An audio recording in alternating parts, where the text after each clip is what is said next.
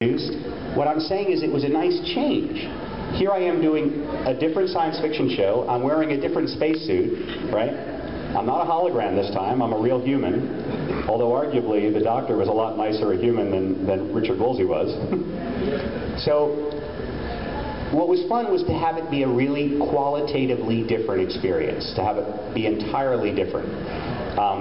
Also, Stargate is set in the present, in a sort of a hidden present, which means that your acting and your idioms and all that can be more contemporary, which is also a nice change from having to set everything in this indefinite future, where you can't have anything that smacks of regional America or contemporary American slang or anything that makes you feel like you're in the present, because they're really trying to make it seem, you know, in the distant future. So there are many more rules, I felt, on Star Trek. So as much as I enjoyed both shows, and of course I would pick my Voyager experience for the simply for the length and breadth of the experience, I would say if you made me pick which I preferred, I'd of course have to say Star Trek. I had a great time on Stargate. And the other really nice thing about it is I did not have to audition for the part. The producers just gave it to me. And that's, anytime in a career of an actor, when somebody's saying, we've seen what you've done elsewhere, we like your work, and we're going to take you on faith, that is such a lovely validation of the quality of the work you've done. It doesn't happen that often, guys. It's like, no matter how well known you are as an actor, the new group with the new project always wants to say, jump through that hoop, and jump through this hoop, and now jump through that hoop twice, and now go home and sweat for 2 weeks, and maybe we'll let you know. You know, so that's the hard part of what we do, is that we spend the rest of our lives, you know, even after having a relatively successful career, still trying to convince people that we're the guy for their next job. So that's why I don't recommend going into show business unless you absolutely have to. Yes, sir. Besides Star Trek and Hero, I've also seen you've done a lot of other TV work with Big Ten, Golden Age, very different.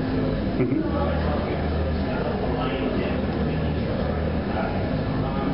What were some of the other TV or guest spots that you've done? Well, coming up, I'm on the United States of Tara. Do you know that show with Toni Collette, where she plays a woman with multiple personalities? That was a very interesting job, and I don't think it's aired yet, because I got to work with Eddie Izzard and with Toni Collette, so that was cool. That was a cool guest star. I have done, gosh, I've been doing this a long time. I remember half-hour comedy shows in the past that I love doing, and that's my ambition, is to do a half-hour comedy now that they're coming back, because I like making an audience laugh. I like working with a live audience. So that's what I've been reading for in this pilot season. I've been auditioning via the internet with recorded scenes for some comedies that are casting right now that I would otherwise miss if we did not have all the technology we now have. 2.5 Men might be opening up.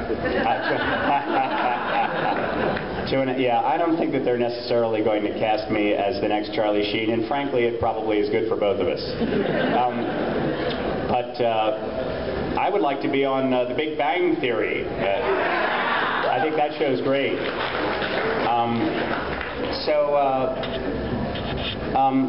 And as far as memorable guest stars, I'll tell a quick guest star story, because this is kind of amusing. When I was a young actor in New York, I think just 21 years old, or 22 at the most, I got my first Screen Actors Guild job.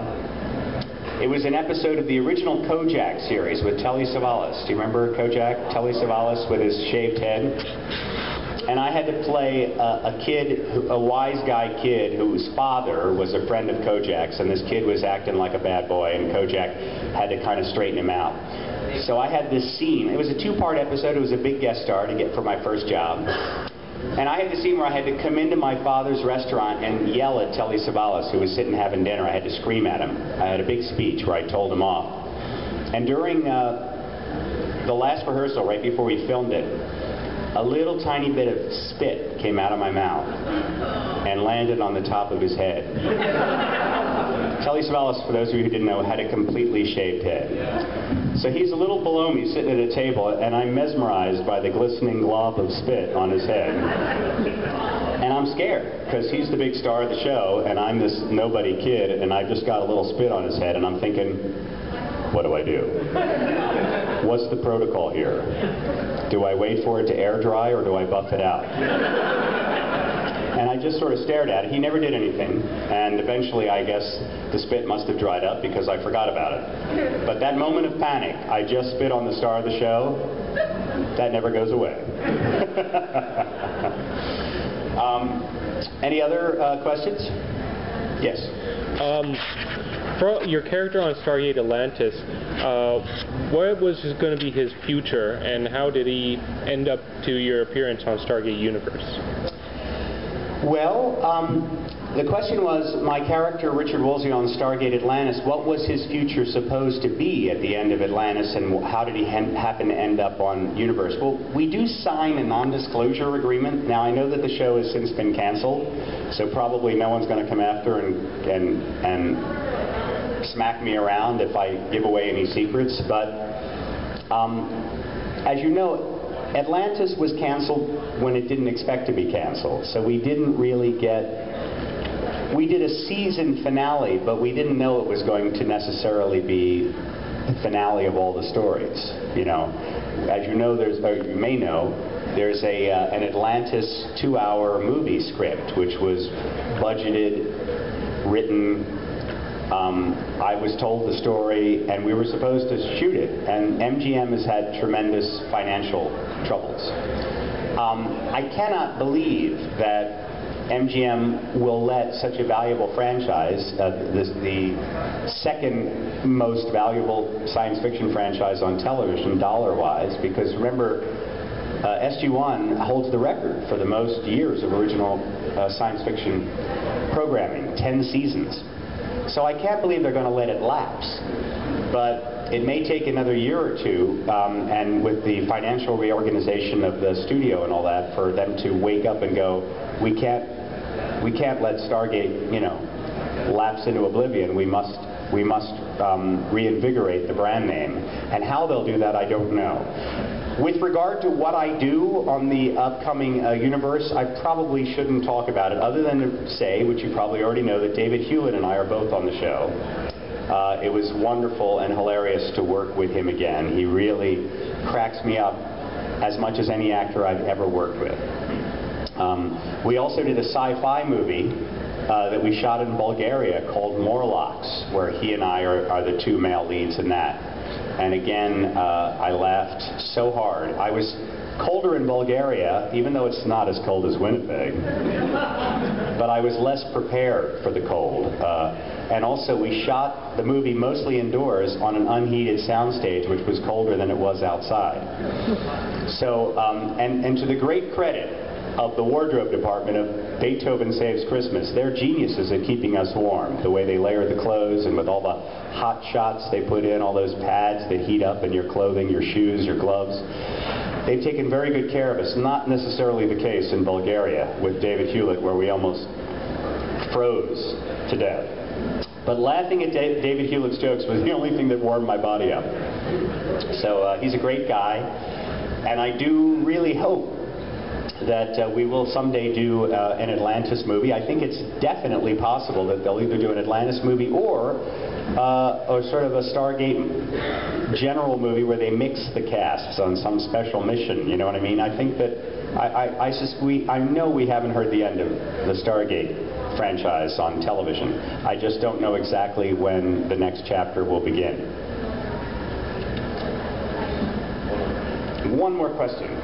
My handler over here has told me one more question, and I wouldn't mess with him, and I don't recommend you do either, because he looks pretty tough. Okay, so one more. How about a girl? Do we have a lady, a woman? There's a woman. Yes, ma'am. I was wondering if you said you went to Yale. Did you study theater there, or do you always want to be an actor, or was it something else? When I went to Yale, I was a biology major. I wanted to be a doctor.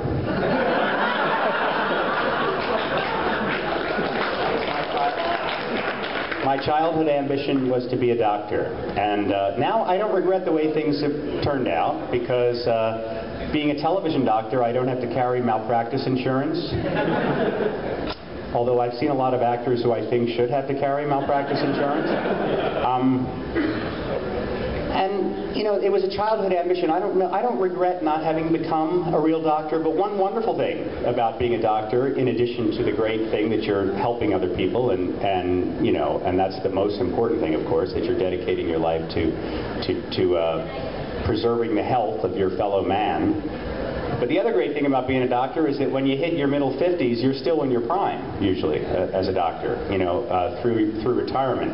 It's, you know, an American television where they, you know, where most of the roles are for young men, 19 to 39. It's very unfair to women, to minorities. And of course, then as I begin to enter a minority, which is to say people over 55, then you realize how unfair it was in your favor during the last 25 years. So it is nice that in medicine and all that you can still be in your prime as a surgeon at a time in your career as an actor when your opportunities are starting to diminish. So what I decided to do is to practice medicine. I figure, I've been a television doctor with China Beach. I've been a TV doctor for 11 years. I think they should let me practice now. But I'm going to start out on fictional characters. Okay? So after I've, for example, after I've performed a vasectomy on Mickey Mouse, or whatever my first job will be, then I'll come around looking for you guys, because I'm expecting Star Trek fans to be my first patients. Thank you very much. You've been a lovely audience.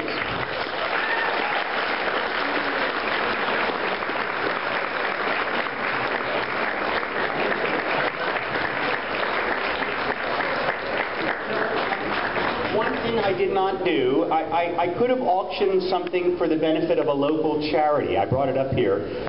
I'm only going to do it if I get an opening bid. Do you guys know what a call sheet is? A call sheet is what, you know, every day when we work on a movie or television project, this is your day's work. This is, if you remember, I was on one Deep Space Nine episode called Dr. Bashir, I presume. This is my call sheet from Dr. Bashir, where I played Dr. Zimmerman. The date is December 16th, 1996. This is an authentic set-used document from the show. If I were to auction it for Winnipeg's Habitat for Humanity, I think you could write a check. I don't know what your tax rules are, but if you make a charitable donation, do you get to take it off your taxes? You could write it right to the charity and get a tax donation. I only have one of these. I've autographed it. These call sheets from different popular shows have gone for anywhere from, you know, $80 to $150. If someone will make an opening bid of this for $100 to write to charity, and you'll get the deduction, I will auction it. Otherwise, I will take it with me. Does anybody want to make a bid of $100 for a check that they can write to their own Winnipeg Habitat for Humanity? Think about it. I'm on the advisory board of my own Habitat for Humanity back in California. I know you have it up here. I've talked to Kenny Boyce, your film and special events coordinator for the city of Winnipeg, and he says he's very involved in it. Can I get an opening bid of $100? You won't see it. This is something you'll never be able to get anyplace else. All right.